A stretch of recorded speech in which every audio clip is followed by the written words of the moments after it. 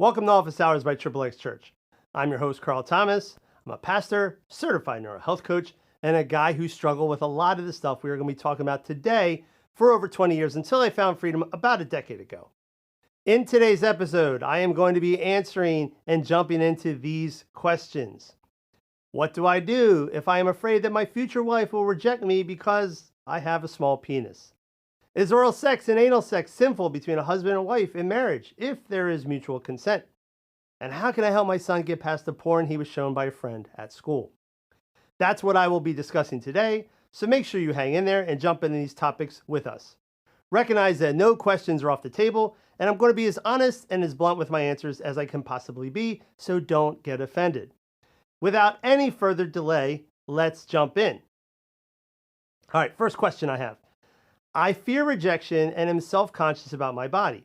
I'm a virgin and I plan to remain so until I am married. However, I feel that I am inadequate to satisfy a woman. Even though marriage isn't just about sexual satisfaction, it is important in a marriage. And I fear that a woman would one day reject me or leave me because of my lacking equipment. What should I do?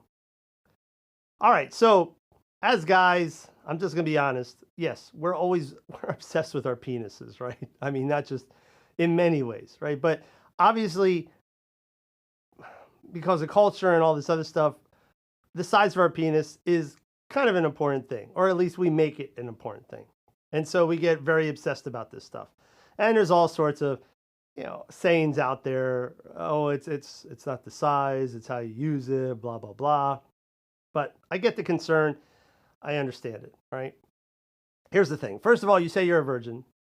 And I would assume if you're a virgin, you're probably going to be trying to find someone who's also a virgin. So that's going to help you a lot, because at the end of the day, if you're both coming in to marriage and sex, and that's a first time experience for both of you, what happens there is going to be awesome. All right. You're not going to know any better, quite frankly. Now I can speak from experience, sort of. My wife was a virgin. I was not. Okay. But we joke around. My wife jokes around with me. She says, "You know what? You're the biggest man I ever was with." And it's a joke, but it's true. Her frame of reference is, hey, this is sex for me and I love it. At least that's what she tells me. And, that's good enough. So, in regards to what you're worried about, comparison wise, am I big enough? It all depends on, a lot of it's going to depend on who you marry, right? Because if you marry a virgin, it's going to be less of an issue. If you marry someone who's not a virgin, yeah, now you get worried about comparisons and you become insecure. And that's one of the reasons why God didn't design us to be sexually active with a bunch of people. He designed sex to be with one man, one woman in the bonds of marriage, because sex serves a purpose. And that purpose is to bring us together intimately, right? Like, it's to build intimacy, specifically in the area of physical intimacy. So you don't want to lose sight of that. And so that might actually mean having conversations with your wife about, hey, is this satisfying? What can I do to make it more satisfying? What do you enjoy? What don't you enjoy? To be honest, there's a lot of guys out there with big penises that don't satisfy their wives because they don't ask the questions. They don't care. They just, I'm not going to get graphic here, but they just go to town and cross their fingers and wish for the best, right? They're not even concerned about what their wife actually likes or doesn't like. In fact, a lot of Christian women, if you read Sheila Gregori's book, The Great Sex Rescue, there's a large percent of Christian women who never orgasm, right? And they have something called vaginismus because sex is not pleasurable. The way they approach it, the way their husbands approach it, there's a lot more to it than the size of your penis, okay? And I'm not going to give you detailed instructions here, but just throw it out there. There's other ways to please your wife, okay? It's not just all about your penis, okay? So if you're having these conversations and you're being honest and you're a grown-up boy and saying, hey, I can hear the feedback, whatever it is, good or bad, and you're willing to work with it, I got news for you. You can satisfy your wife. And she is going to be, in my opinion, far more impressed with your willingness and desire to please her than she is with the size of your equipment. Okay, so I hope that helps. Okay, next question. Is oral sex and anal sex sinful between a husband and a wife in marriage if there is mutual consent? Now, these types of questions, to be honest, find them a little problematic because, and we've talked about this in previous episodes, but it's this whole idea of, I need permission. Can you give me permission to do this thing?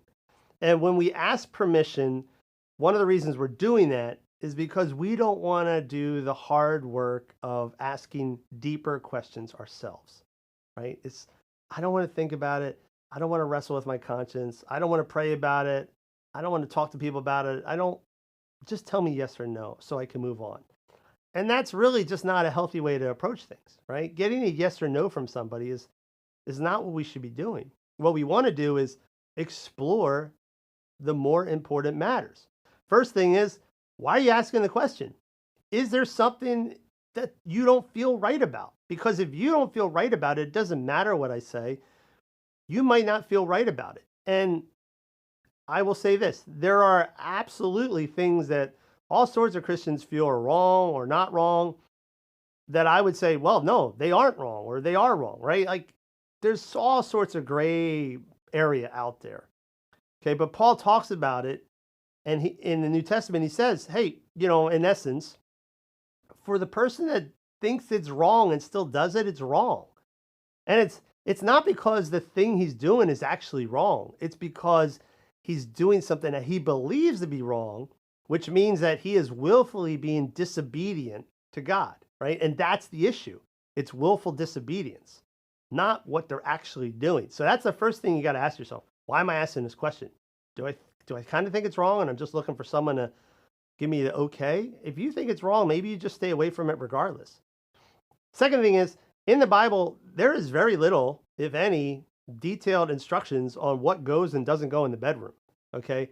There's no passages about oral sex. There's no passages about leaving the lights on or lights off, or is missionary position better than doggy position? There's none of that, all right? There are some passages in the Bible about sodomy, but you got to read those in context, okay? Don't run with that stuff. At the end of the day, though, there is a theme and a very central message in the Bible when it comes to sex. And it's, hey, sex is for a husband and a wife to build, again, marital intimacy, physical intimacy, and it's to bring us together. So that's the lens or the filter, or whatever you want to call it, that you should run all your decisions through. I want to do this with my wife, or I want to do this with my husband. Is this going to help bring us closer together? Is this going to help build physical intimacy? Because if the answer is no, then you should stay away because you're not achieving the purpose of sex, right? So is the sex act painful? Is it embarrassing? Is it shame-inducing, right? Is it mortifying or any of that? Is it belittling, demeaning? You name it, right? Anything that's going to set your partner at basically in a state where they don't feel uneasy about it, or they don't enjoy it, or they're coming into the bedroom hesitant, like, oh gosh, he wants to do this again. Ugh. That's all a problem. Those are all major red flags, because that's not what sex should be about. It should be, hey, we're both going into this thing looking forward to it, because it's an opportunity for us to connect on a deeper level, right? So you should be running all your things through that.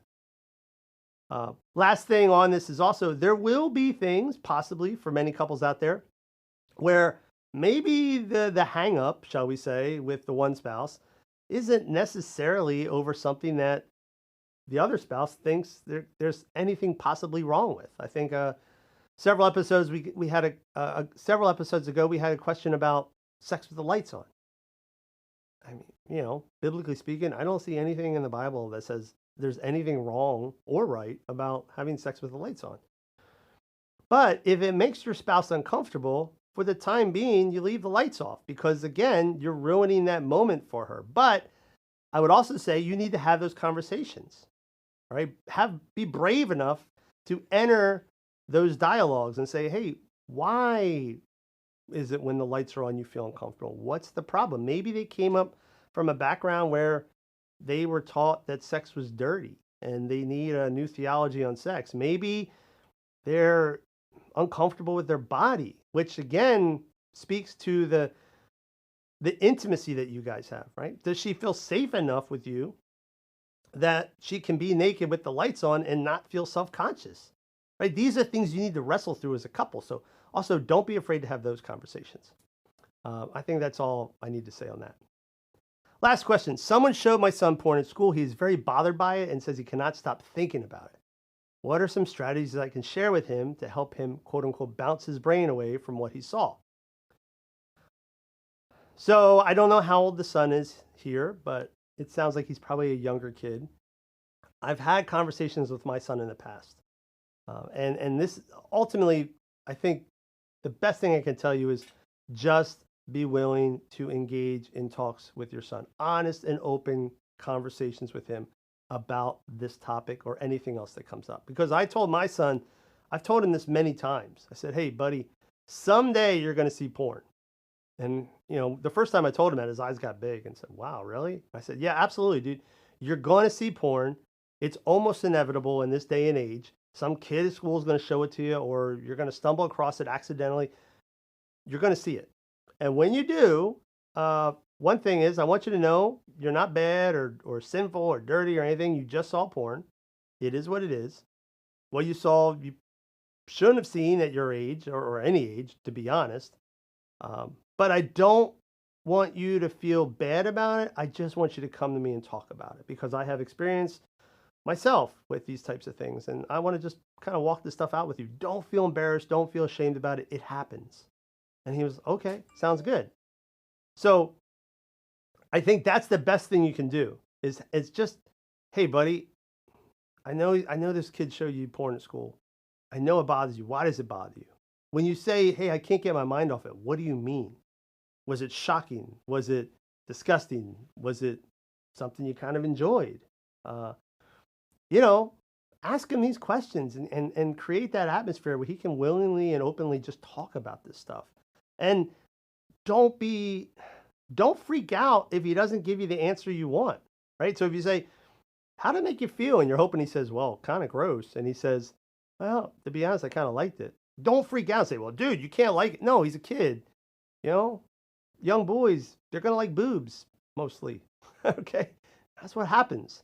And so you have to, when I say affirm, I don't mean, yes, oh yeah, that's good. You should like porn. I mean, you need to affirm the idea of, yeah, it's understandable that you would like that or that might be appealing to you. Here's what you need to know.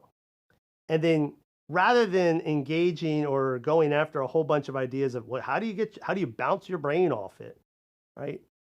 Talk to him more about the ins and outs of why porn is a problem, what it does to your brain, how it's going to be proved to be something that's going to be a problem if he grows up later in life, and how we have whole ministries dedicated to helping guys who saw porn when they were kids, and because they never got away from it, now they're addicted. Just show them kind of the path that stuff can lead to, but then commit to them saying, hey, but regardless of what happens, I always want to be here to talk about it as you go through this. And you're going to get a lot farther with that than just saying, okay, hey, here's a 3-step plan to keep your brain from thinking about porn when it comes up. There might be there are some good books out there in terms of talking about sexuality with their kids. The one book I would not recommend is Every Man's Battle, because that really does focus on behavior modification and stuff like that. And that is not what your son needs to hear right now. Okay. He needs to be able to process through some of the feelings he's having, because they're legitimate feelings, and he's going to have a lot of questions and a lot of confusion. And you want him to come into you for that clarity, not some kid at school. All right. So that's all I got. Hope you enjoyed this episode. If you have any questions or comments, feel free to leave them, especially on YouTube. We'll try to get back to you. If you have any questions, like follow-up questions from this episode or any other questions, best thing to do is go to xxchurch.com/office-hours and submit yours, and I will answer it in an upcoming episode. That's it, folks. Have a great weekend.